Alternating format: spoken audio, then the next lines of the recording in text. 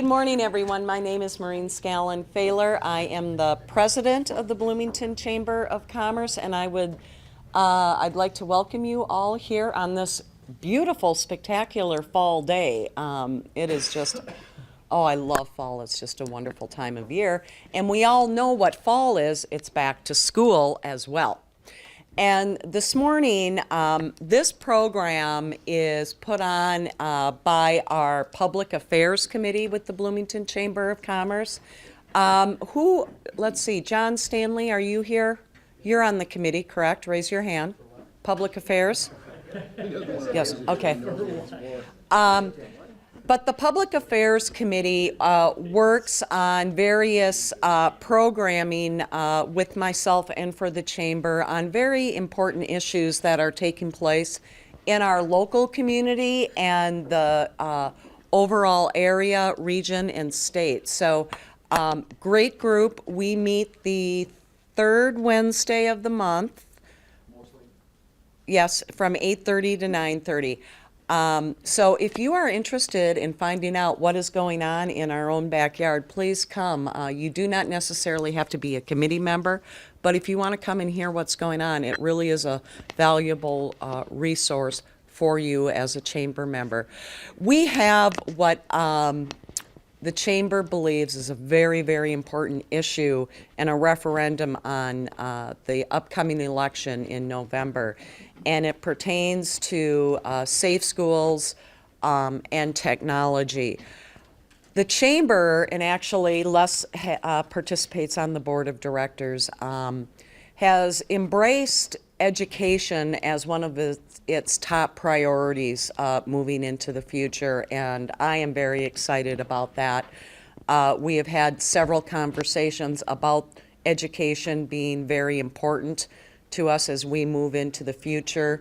The Chamber has developed a Future Leaders program that we work with Kennedy and Jefferson High Schools on, and I believe Les is going to talk a little bit too on the broader base of education and our partnership with the school district, as well as the emphasis on the levy.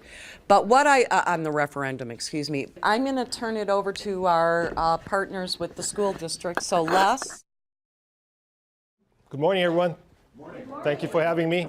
Now, I don't use the podium. I move around because my wife told me, and I say this all the time, keep moving because it's tougher to hit a moving target. All right? Okay, I'm a Hawaiian. And I ignored the warning signs.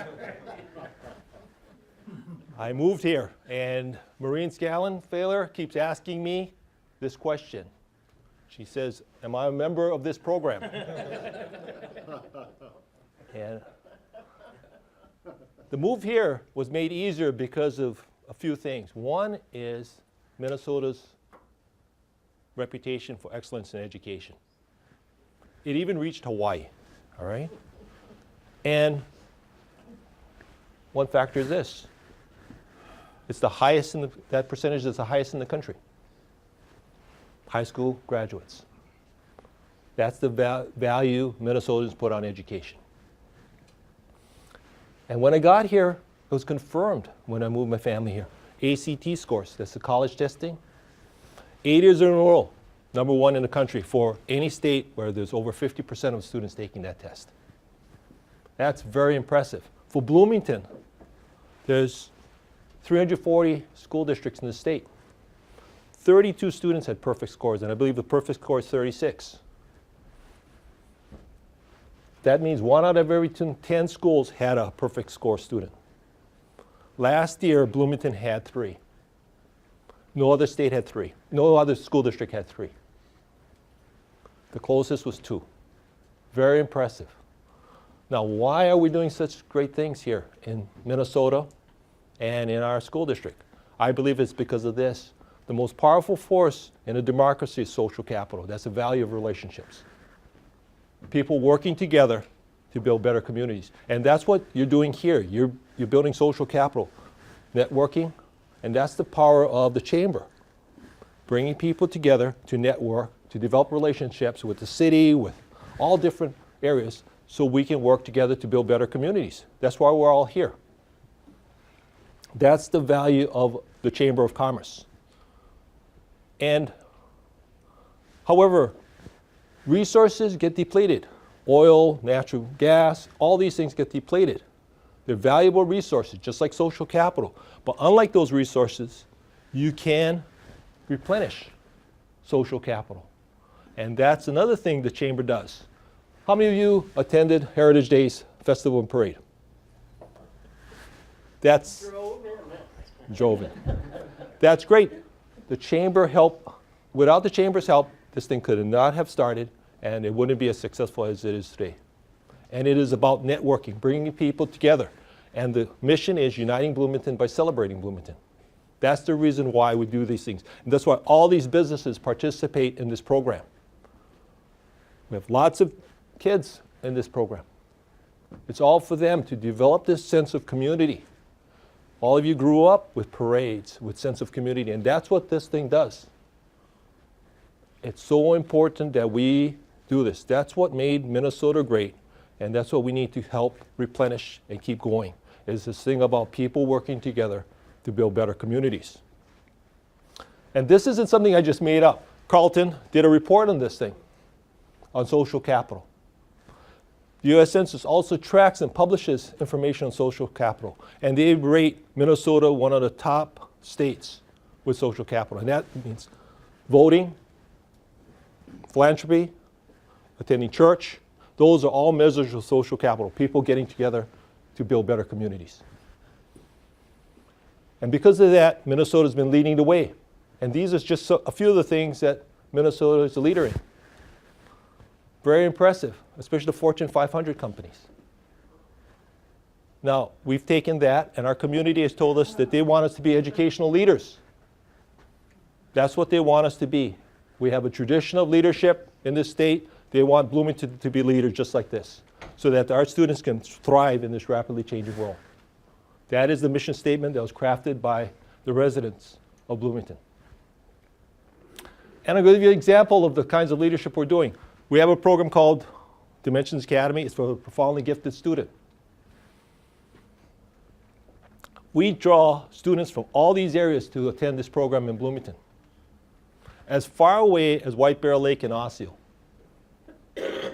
This is not traditional gifted and talented program. This is for the profoundly gifted student. They're going to be future scientists, doctors.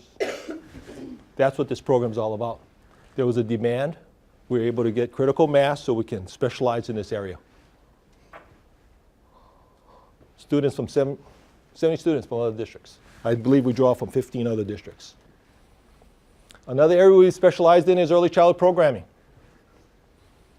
Our goal is to get all children ready for K. And this is why this is so important. You've heard all this thing about early childhood. This is why I think it's important. Back in 2000, students at the end of kindergarten needed to recognize letters, count to 30. They didn't need to read. They didn't need to write. Now, they have to write their letters, upper and lower case. They need to be able to write to 100 and count in multiples. They need to started reading and started writing. These were all first grade expectations a few years ago. Now they're kindergarten expectations. So they need to start kindergarten ready to learn, or else they're going to be behind. It's almost, we've shifted K-12 forward 1 year. This is our record. 85% of the incoming students are ready. The state average is 50%. 15% aren't ready. By 2015, we hope to get 100% of the kids ready for K. That's our goal. Again, we're leaders. We don't recognize ourselves. We're fortunate 2 national education leaders visited us. The U.S. Secretary of Department of Education in July came to see us, our early childhood program. And last month, the NEA president, the largest union in the country, the teachers union, he came to visit our early childhood program. Very fortunate. So the word's spreading about what we're doing. And what we have here is our vision for what we want to accomplish. We want to create pathways, plural, for graduation to ensure our students are successful. And you just saw what we're doing here. We have on all these milestones, we have programs to help kids students be successful, to graduate with college and career plans. That's what we all want in business. That's what we're doing. So, with that in mind, being a leader and helping kids be successful on that pathway to graduation, the school board voted to hold a referendum election this fall to provide financing for 2 plans. And I'm going to share what those 2 plans are. But first, when the board did that, it kicked off this referendum campaign. And I'm here to do the informational piece so that people can reach an informed decision about these 2 plans and about the referendum. So when they go and vote, they'll make an informed decision. That's my job. There's another group out there, an advocacy group, it's totally unrelated to the school district, comprised of residents who are on the promotion of this referendum. So I'm here to do this morning. And I'm going to start with this. Bloomington Public Schools has a long-standing tradition of providing a high-quality education because it is a part of an outstanding community. This is a community that values the importance of education and understands the positive impact it has on all who live here. The district is proposing a new Capital Projects Levy to fund safety and security measures to help keep students and staff safe, and education technology that will prepare students to compete in a global economy. The $6 million a year levy can be accomplished with no tax increase on property owners, thanks to Bloomington Public Schools' sound financial condition and management of current debt. I think Bloomington can accomplish the no tax increase by doing a couple things. One, they can refinance some of their existing debt, and we continue to monitor that on a regular basis. Also, they will be adjusting their alternative facility bond and levy, which are levies that are used for maintaining their facilities. A safe learning environment is essential for students. The new safety and security recommendations will allow the district to better prepare for, protect against, and respond to future school emergencies. I want everything done possible to help protect them, and I want everything done possible so that they're in a safe, calm, nurturing environment. I want them to get the most out of school, and they should never have to worry about their safety when they're in that building. The safety and security recommendations include a lot of different things, a very comprehensive approach including the building itself, doors, locks, cameras, processes, visitor check-in, how we respond to different emergency situations, and then also staff development. We talked about training and enhancing our partnership with our public safety partners. In light of the many tragic school-related incidents that have occurred throughout our nation, first responders here at the police department and fire department have worked side by side with the staff at the school district to identify what we feel are very reasonable and very prudent recommendations. The proposed Next Technologies for Learning plan will personalize learning to support students on their pathway to college and career readiness. Students will receive a digital backpack with the resources they need to learn, internet both at school and beyond the school day, and finally a strong connection to students' academic and career progress for parents. If every student had access to a digital backpack on a personal device in the classroom, I would be able to quickly assess them and see what they know, what they can do, and quickly differentiate my classroom to the needs of the varying students in the class. With the help of the Hub and SchoolView, it makes it possible for me to see my children's test scores and assignment grades within 1 to 2 days. Bloomington Public Schools encourages residents to vote. Eligible voters must be a U.S. citizen, 18 years of age or over, and have lived in the district at least 30 days. To learn more to vote, contact the City of Bloomington. For more information about the referendum, contact Bloomington Public Schools Community Relations Office or visit the referendum webpage on the district's website. Okay, that video talked about 2 plans. The first is safety security plan. This is an interior of one of our elementary school buildings. The police hold their practices there, so they familiarize themselves with the layout of the building. So when they know where the office is, they know where the cafeteria is. This thing is a really helpful relationship that we have with the police department. One of the responsibilities of a school district is to be good stewards of the facilities. We have over 2 million square feet of space worth well over $500 million worth of facilities. We have to maintain our buildings. We also have to reprogram. All of you know the state legislature has enacted all-day kindergarten program. That's going to change the space requirements in our schools. The third thing is to make sure they're safe and secure, and that's what this whole plan is about. The U.S. Department of Education has issued standards for safety for schools. And these are the 4 standards. And I'll cover each one and go around this way. First thing is mitigation and prevention. And you can see that's just preparing. And it talks about the vestibules. That's the 2 doors, the front door and inside door of all school buildings. We're going to channel people through the office rather than having them have direct access to the schools. So the front office can screen incoming visitors. We also have a visitor management system. This is a computerized system to ensure that we can track who's coming in. Access, surveillance technology. A big one here is this mental health task force. The president has called on a community conversation on mental health. We have formed a task force to look at this because it's a growing challenge in schools. And we are partnering with the Minneapolis School District, Hennepin County, the state, and we're bringing in mental health experts to advise us and have a conversation about this, to determine what we need to do to protect our students and our staff. Next thing is preparedness. This is all about training. We need to train our staff, get prepared. Another area that we're looking at is after school safety. All of you know that our buildings are used after school. Many people, the adults leave. How do we protect the kids in the building after most of the adults leave? We are coming up with plans for that. Next thing is if a situation happens, key sets, panic alarms, we need to be able to respond and contact the safety professionals to come and help. The last thing is recovery. If something does happen, we need to have teams prepared to come in with interventions and help the staff and students and families. So that's the safety plan. These are the standards. And the first standard about prevention mitigation, these are standards that are being used by all school districts. So when they build a new school building now, they have all these things like vestibules, cameras, locks, and things like that. And we're bringing our schools, we're proposing to bring our schools up to standards now. We need to do this to ensure the safety of our students and staff.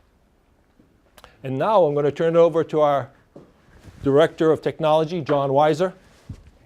Thanks, Les. So I'll introduce myself. I've been with Bloomington for 20 years. I started as a teacher at Jefferson High School teaching math. All great leaders start by teaching math. 6 years in the classroom, I moved over to supporting technology at Jefferson for about another 10 years. And then I moved over into a leadership position at the district office, and I've been in this position now for going on 3 years. A couple things that caught my attention as these intros and as Les spoke. One is the Future Leaders Program. When I was at Jefferson, I was one of those people who helped support that Future Leaders Program, opening up the room, setting it up, watching those interactions between the adults, professionals, meeting with kids who are, bundles of energy and hormones and uncertainty, and watching those watching that leadership potential grow. So I got to see that. That was interesting. I also have 2 sons. My older son's a junior. I live in Minneapolis, but he's a junior and he's in a work-study program. And so I've been tuned in this fall as he spends 3 hours every day at the VA hospital doing a work-study program, and the experience that he's having, the authentic experience he's having that is so different than sitting in a classroom every day. He's having the best year that he's had for many, many years, and it's because of that relationship between the VA and the school system, and so the value of those partnerships, I think, is important. What I want to talk about is next technologies for learning. This is a subset of goals that's a 3 to 5 year plan for where we propose to take technology in our classrooms next, our next steps in technology. I say 3 to 5 years within a 10-year referendum because 3 to 5 years is about the window of predictability around technology. So, if we look back even 5 years, we were in a pre-smartphone era, a pre-iPad era. We were, the landscape changes very quickly in technology, and so we're on this short 3 to 5 year timeline, trying to be highly flexible, trying to prepare our students. Imagine students starting today, the world they're going to graduate into 12 years from now, how different that world will be. We start with our own mission. This is to help us focus, the technology group focus on what do we really want to achieve. And so this is a subset coming off of that Pathways to Graduation, that message that we take care of all kids. So if you're a custodian in our district, if you're a bus driver, if you're a technology person, if you're working in a network closet, this is the reason that you have a job. It is to support all students. We take everybody, and they come with a variety of life skills and background, and we help them find their college and career path. For us in technology, that means about personalizing what happens, so that a teacher who's presenting to a group of 30 students cannot present just one thing, but can present at a number of different levels to a variety of different skills, learning styles, and so on, putting more tools in that teacher toolbox. There's 3 components to this technology plan called NTL, Next Technologies for Learning. The first one is the shift to digital content. We're moving there slowly with or without additional resources, but we want to really get our arms around this effort and do it in a very thoughtful and proactive way. So that means taking our existing good content, moving it over to a digital format where it can be used differently.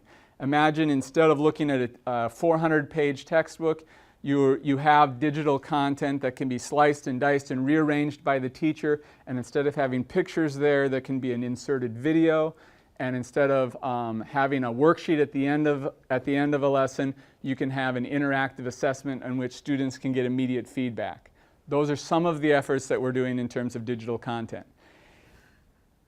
We want to have stable tools. If we're digitizing content, we want to have stable tools on which to build our platforms. So where we have a physical classroom, we also have a digital classroom. So Moodle is our digital platform, if you've heard of it. It's an online teaching space, and most of what we can do in a classroom you can do in Moodle where appropriate. We need good professional development. Ultimately, it's professionals in the classroom who make decisions about meeting students' needs, and so supporting those professionals is important to us. And then if we're digitizing content, we need to shift to a personal devices model. We have now what I would call a lab and cart model. If I want an experience with my students, with you all, I will take you to the computer lab down the hall, and it's because I signed up for it 3 days ago that we can go and have this experience. It's not very responsive. We're talking about shifting from that lab model or the cart model where I call on a cart of laptops and they're rolled into this room so we have an experience. We're talking about shifting to a personal learning device model. That is where each of you has in front of you a device. It might be a tablet, it might be a simplified laptop, it might be a full laptop that you can carry around, and it's part of your life as a student. We've all made that shift in our work worlds, and we're talking about making that shift for students now, infusing technology into their daily experience. So if the first thing we're working on is digital content, the second thing we're working on is access.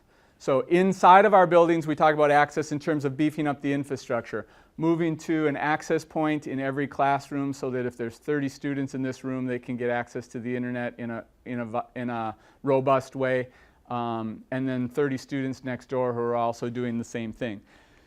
We can solve that problem pretty easily because we control those facilities.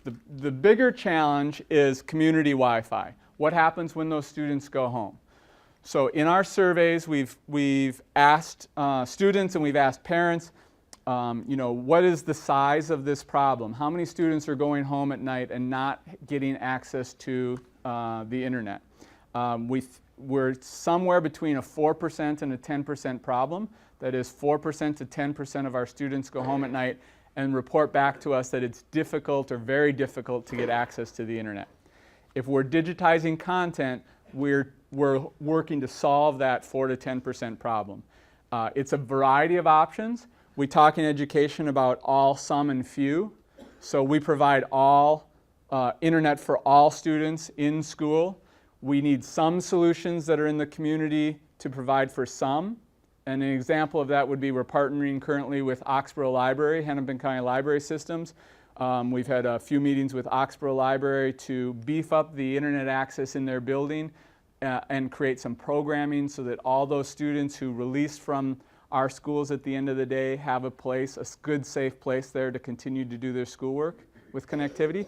We're partnering with Georgetown Townhome Complex, which is on the northeast part of Bloomington. They have a great community room there, and they have a partnership with St. Michael's Church, so they have some supervision. We put Wi-Fi in their homework room. So there's 157 Bloomington school students who live in that Georgetown apartment complex. We can provide a solution. We can partner with Georgetown to provide a solution to help those students who don't have regular access. The third thing that's important in this realm is about online learning. So it's not only about access to the physical resource of internet, but it's also access to new learning styles. So two techniques that maybe you didn't experience when you were in school. One we're pretty proud of is flipped instruction. Maybe you've heard of Khan Academy, that model of flipped instruction. We have two 5th grade. If you get the opportunity, you could go to the school's YouTube channel, the district's YouTube channel, and there's a video there from this summer in June of 2 5th grade math teachers at Normandale Hills who last year flipped their math classroom. That is, they recorded their lessons. They recorded themselves teaching an 8-minute lesson. Students were asked to watch the lesson at home, flipping the instruction, and then when you come to class and do math, we actually do math. You don't watch the teacher present, you actually do math. That flipping they found incredibly successful, and our Director of Research and Evaluation did some matched analysis study between what was the growth of scores from those students with students who didn't have flipped instruction, and he found that there were some great gains. 2 really highly capable teachers. If you get a chance to go and view it, it's about a 20-minute video on our YouTube channel. It's pretty impressive. 5th grade, that's happening at 5th grade. We want to take that kind of model and we want to scale it up. So it's not 2 teachers who are pushing the envelope in one small corner of our district. We want that to be a common experience accessible to all teachers, and so we need to scale that up. The other access issue around anytime, anywhere learning is hybrid classes. So Bloomington Public Schools has been on in the realm of hybrids for about 6 or 7 years now, starting at Jefferson, now at Kennedy. Hybrid instruction is, I teach a creative writing class. It turns out that 7:50 in the morning is not the ideal time to teach creative writing to high school students, you can imagine. So what we can do is we can hybridize that class. That is, I'm going to put part of my curriculum online, and on Tuesday and Thursday, you don't come here at 7:50 in the morning. You stay home because you're taking those days, you're doing that work at home. Part of the course is taught online, and then on Monday, Wednesday, and Friday, we gather to critique your writing. So instead of trying to get creative skills out of students at 7:50 in the morning, we're meeting students where they're ready to be met. Part 1 is digital content. If we're going to provide digital content, then we need to provide access, anytime, anywhere learning. Part 3 is around data. So personalized data comes in a variety of flavors. We're talking about what do I need my students to know and my parents to help support those students? What do I need this week for them to know? We're talking about smoothing the road to data like attendance, grades, nurse visits. It's incredibly important to families of young children especially. If my son is going to the nurse, how often they're going to the nurse, what are they going to the nurse for? It's also incredibly important for teachers in our system to know that in this group of 30 students, what are the health things that my students are going through? What are the allergies? Who's on medication? Who has special needs? So getting that right data to the right people for this week to be successful this week. The second part of this is about long-term academic data. So we do a variety of really great assessments to figure out where kids are at and how to move them to the next step.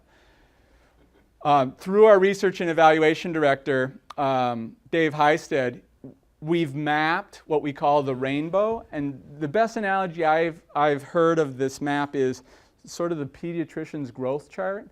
That is, you bring in your child to your pediatrician, the pediatrician takes some measurements. It's not that all children weigh 22 pounds and you're behind or you're ahead. It's really, let's look at where you're at now compared to where you were at your last visit, and are you growing at a healthy rate? This same model is applied to academic data over time. So if this lowest track is on track to graduate and go to Normandale Community College, and this middle track is on track to graduate and be ready or be accepted at the University of Minnesota, the top track might be on track to graduate with the expectations of getting B's in all of your classes. We want to know, we want to put these diamonds on there that show where you were at along your educational path. And if you're not on the track that you chose, if you're not on that pathway that you chose, how can we tilt this curve up? Right? What can we do in terms of interventions, in terms of learning supports, in terms of community partnerships to help give this student a double dose of math, for instance, or some tutoring in the community so that instead of being on track for Normandale Community College, they want to go to the University of Minnesota. Let's try to help them get there.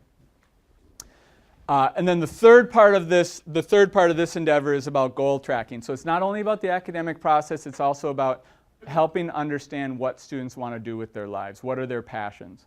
So goal tracking means, you may want to go to college, but you also want to be on the basketball team.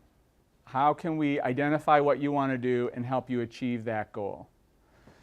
And so those three components together is about getting the right data to the right people, personalizing data. So again, I like to repeat myself. The three parts of this technology plan that we're proposing are digitizing content, moving away from a physical textbook to a digital textbook, getting access, dealing with access and anytime, anywhere learning issues, and then getting the right data to the right people. Large team behind this effort. I get to do these presentations, but really it's a large group effort. This didn't print well, but you can see community services is involved and student services is involved in the Office of Educational Equity, and lots of students and parents, and really a large group that helped pull this thing together. So we're looking for support. These are great initiatives on their own, but they can really be accelerated if we can have the resources and the concentrated effort to do them in a proactive way. So that's what this is. For me, that's what this referendum is about. Thank you. John's great. Part of this thing is about how we work together as a team, as a community, with parents and everyone else. John has developed an app for the iPhone. It gives information to parents. It's on the Apple Store. It can be downloaded. We also will have an Android version in a few months. This is just the way things are going. My son goes to college. 40% of his books are now digitized. This is the way it's coming. One of our partners is Pearson, largest book publisher, and they're a Bloomington business. It's coming. This digitizing of content, of books, is coming. And we want to be there as the transitions gets made, because parents in the community expects us to be leaders. I'm going to talk about the financing plan. The financing plan is the question that's going to be posed to the voters on November 5th to provide the resources needed for these two plans, safety, security, and technology. We already have a technology referendum in place. Now, these monies can only be used for these purposes, bricks and mortar and equipment and things like that. It can't be used to pay for the general operations of the school. In 2007, the community passed a referendum. And this is what they passed. These are in millions of dollars. These are the years. The first year it went into effect is 08-09. We asked for $3 million, and it was supposed to grow over time with rising property values. This is the plan. So by 13-14, we'll be getting about $4 million. That was the plan. Of course, property values have gone down, so this is our revenue. It's gone this way. We're expecting a 5% growth in property values. We expected it to continue on. It looks like it's going to be flat for a while. I want you to remember that $4 million number and the 2.7. This is what we're getting. This is what we had planned to get. So here's the $2.7 million. We were expecting to get 4. So that's what we're asking for, another $1.3 million. And we're asking for another $2 million for safety and security. So the ask isn't a total of 6, it's really for this $3.3 million. Everybody follow that? Because we're getting this already. So what it looks like is this. That's the ask.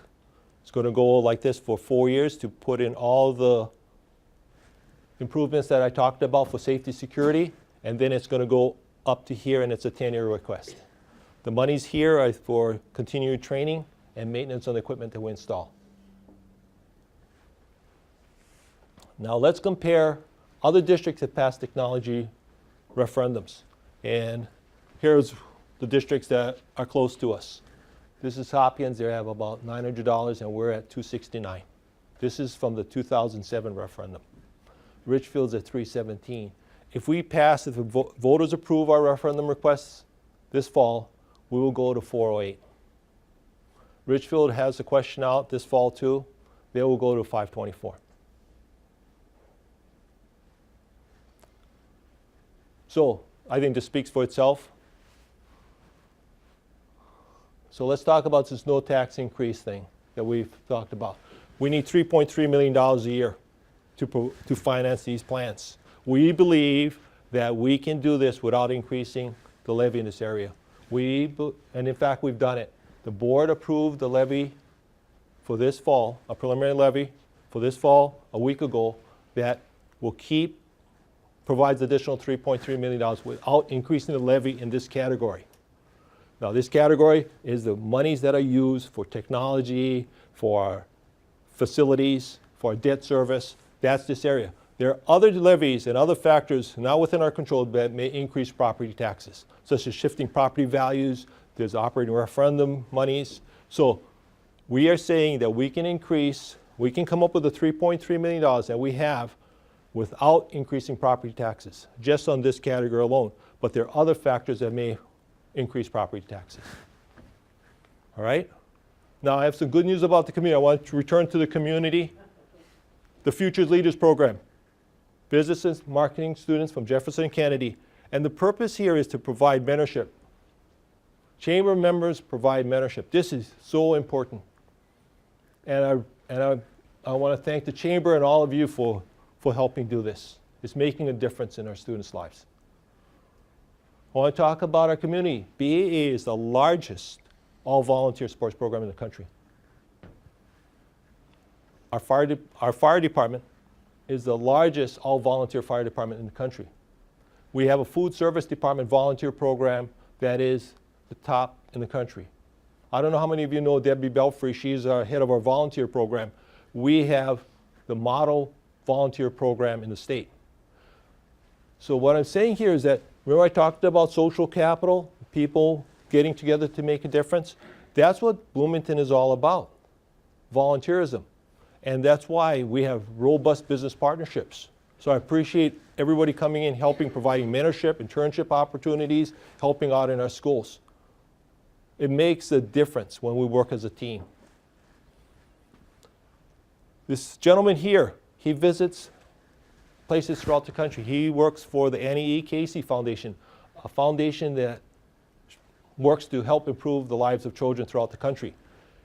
His job is to go and see what people are doing, improving things, where people are closing the achievement gap. And he says Minnesota has the best children programming in the country. All these things we've talked about, and in Bloomington, we have some great programming. We have VEEP, Cornerstone, Bridging. We have people with visions, visionary people that started these programs to help children and families. He says the challenge is weaving these programs together. And that's what this is all about, getting together to learn what other people are doing and see how we can optimize and gain efficiencies. So I appreciate what you're doing here. I'm going to show you why this is so important. This is how our community is changing.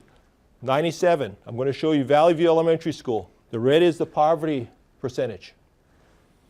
This is Ridgeview. 5 years later.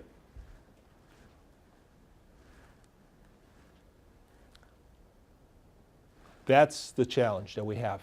And that's why we all need to work together as a team, business, faith, education, parents, working together to address this challenge. And that's why we need to model what our heritage and our tradition has been, working together.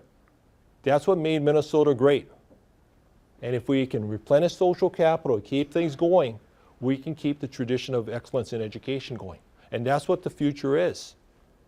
Helping children graduate with college and career plans so they can be successful. That is the best way to close the achievement gap. Have people earn a living wage. And that's what this thing is all about, getting together. And this is our pathway to graduation. The last thing is we survey our community. And this is just not of parents. We survey the entire community. We do a sampling survey. 90% approval rating of our teachers by our community, the highest in the state. Of all the districts surveyed, we're the highest. And that's because the community supports us. And that's why when people see us working together, I talked to the mayor about this thing and talked to Maureen, people need to see all of us working together. If we're going to tell people to work together in the communities, we need to work together as leaders. And that's what this thing is all about. And that's why I really appreciate this kind of forum. And that concludes our presentation. That's it. Oh, question? Any questions? Yes. I've got some questions about the security program, but I want to make a comment about the educational scholastic piece. We moved here in 2007 to Minnesota. We came from Idaho.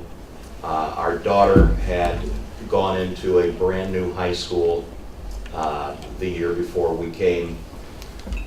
We were asked to donate any old books or magazines because they had a beautiful library, but they had no books. We were asked, you know, they always send a list out of your kids should bring Kleenex and other things, but we were also asked to bring a box of staples for the teacher's stapler. Every parent was asked to provide 2 packages of computer paper. They did not spend a lot there, obviously. They had no supplies, they had very little resources. My daughter was coming home with no homework, and I thought she was, you know, scamming me on the homework situation. But I found out that teachers, all the homework had to be done in class because they only had 30 books for each subject.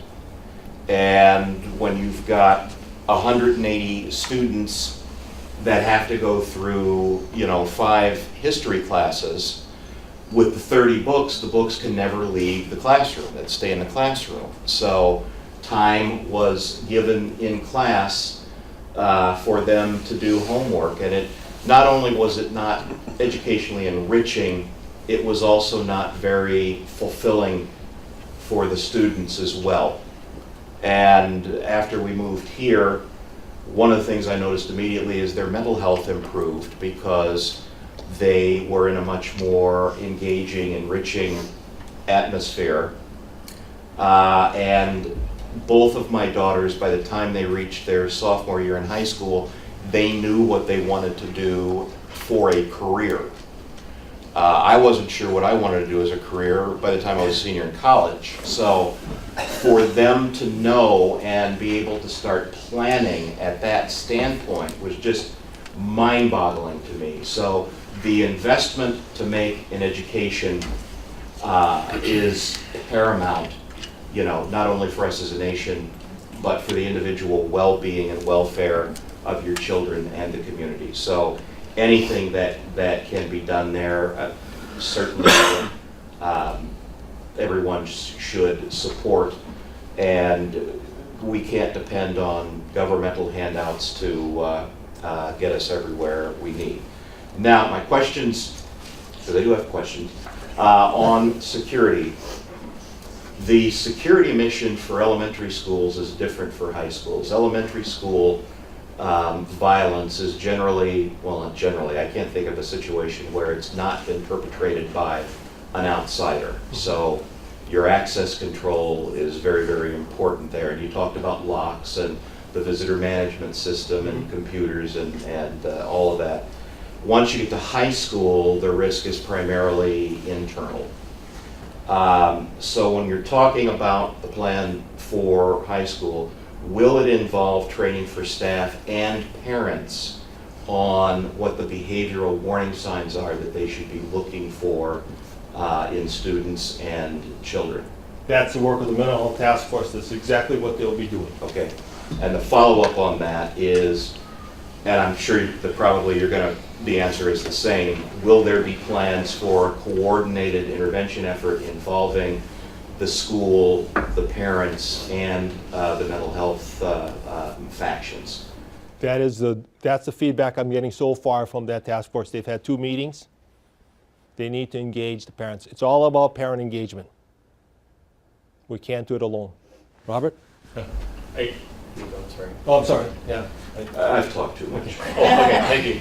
Where is the money coming from? Well, I guess I have a 2-part question. Where is the money coming from that you're not going to do this without raising taxes? But where is the school finding that money, or school district finding that money? My second question is, why do you need to come back if you already have the money? Why do you need to come back to the voters? Okay. We have voter approval for about $20 million to pay debt and other things. Now, this is just for bricks and mortar and equipment and stuff like that. $20 million a year that we levy the community on. We've been able to refinance some of that debt, reduce it down, and those are all voter approved. But now we have to go back out, and to fill that back up to the $20 million level, we need voter approval to do that. We just can't go and just say, fine, we've reduced the levy, so now we can increase it back up to pay for these things. We're not allowed to do that. We have to go and do another ask. Yes? Following up on the security-related question, especially at the upper age groups, we've had forever public school crossing guards. Yes. Are the students involved in any way, or has there been any discussion of the students being involved in any way on some of the internal security matters, the things that we're experiencing in more recent years, where the high school students are involved in any way in all our, especially our secondary schools, there are leadership groups, and that kind of discussion does take place. Okay. And that's how they get engaged. Okay. And on the library, John, you mentioned Oxborough, nothing at Penn Lake. Is that a matter of funding or? No, well, we're starting where we're starting small and then scaling up. So where we look at Oxborough and Penn Lake, we had a meeting at Penn Lake, but Oxborough is right next to Valley View Elementary. It's right next to Valley View Middle School. So there's a natural relationship, and there's a relationship already formed there between the admin team, and so that was our starting point. The people that we're meeting with are the Oxborough staff, but they're also the Hennepin County Library staff, and with the motivation to put in place at Penn Lake whatever we would do at Oxborough, and then they're also looking at the Southdale branch, which is some of the northern end of our district. That's a landing spot. Southdale has extended hours, and the same need. So they're in it for the right reasons, the Hennepin County Library folks. They want to provide these services for students. They just need some help knowing what our needs are and who we're sending to them. And they're very interested to know, oh, kids are going to be bringing devices? We didn't know that. Thank you for telling us. We need to do these 3 things in order to prepare for that. So it's about starting small and then scaling up. And all of you know that Hennepin County they're decentralizing their services. So out of Minneapolis, they are creating a hub right next door. And It's going to be great for the community. We're already reaching out to partner with them, and one of the areas is this library program. Yes, John? How many schools total we have in the district? We have 15 schools, 17 buildings that will receive this safety security treatment. We have an early childhood center, and we have a special ed center. And the police are expected to, or already do, know intimately the layouts of all the schools? The police, yes. The police chief, the fire chief, they've all worked with us. And that's why they do the training within the schools to learn the layout. We're very fortunate we have coterminous boundaries with the city. Makes it easy. We work with one fire department, one police department. And they've been great partners on all this. Can't speak highly more. I really appreciate all that they've done. Is time up? No, there's still time for another question or two. Les, how is the referendum going to be on the ballot? Do you? We have a sample question. We'll be putting that out so people can see it. Now, one of the words in there, it's going to say, and this is required language, it says voting yes will mean your property tax will increase. That's just required boilerplate language that the state legislature says we have to include in the ballot. Okay. I noticed at Heritage Days you had your community group that is carrying and doing a lot of the Yes. in the trenches work. Promotional What is the feedback? I mean, you had a lot of people here from the community for Heritage Days. What came back from Heritage Days? Are you getting a sense of support from the community? Yes. Still not quite sure where they at? The information is getting out there, so people are informed. The first thing is they have to know that there's going to be a question. Next thing they need to know is what's to ask, and people are getting informed. It's another 5 weeks. More information needs to be given out there, but it was positive feedback. Just out of curiosity, how many are Bloomington residents here in the room? Wow. Okay. Okay, good. Great audience. Well, thank you very much, everyone. Thank you, Maureen. Thank you, Les. Thank you. Thank you.